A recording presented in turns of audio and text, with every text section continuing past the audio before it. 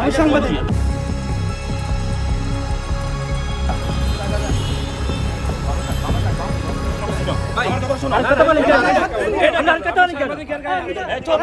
দেখলাম আপনি আপনি মোবাইল দেখলেন কেন? আমি সাংবাদিক। মোবাইল ভোটের দিন আমার সার্চ করছে, ভোটের দিন আমার মনে আছে তোরা আমি ভোটের দিন আমার সার্চ করছে কেন আপনাকে আমি সার্চ করেছি? আবার আর তুই জানা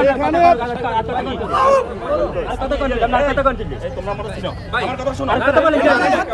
আর কথা বলেন কেন? আপনি সাংবাদিক কেন তুমি আমার হাত দিলে কেন?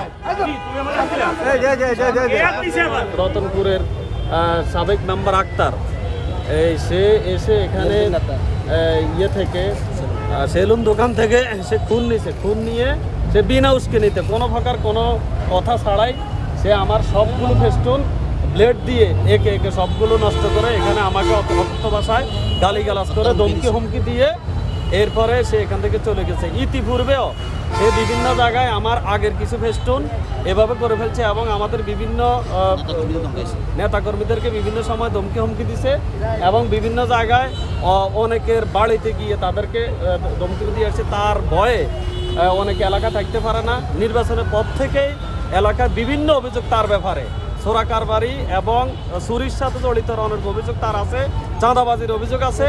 আমি বাজারের এই বিএনপি নেতৃবৃন্দ যারা আছে ইউনিয়ন এবং থানার সবার সাথে আমাদের সম্পর্ক আছে। আমি সবাইকে জানিয়েছি, তারা বলছে সে কোনো পদ লালন করে না, তাদের কাছেও তার ব্যাপারে অনেক অভিযোগ আছে।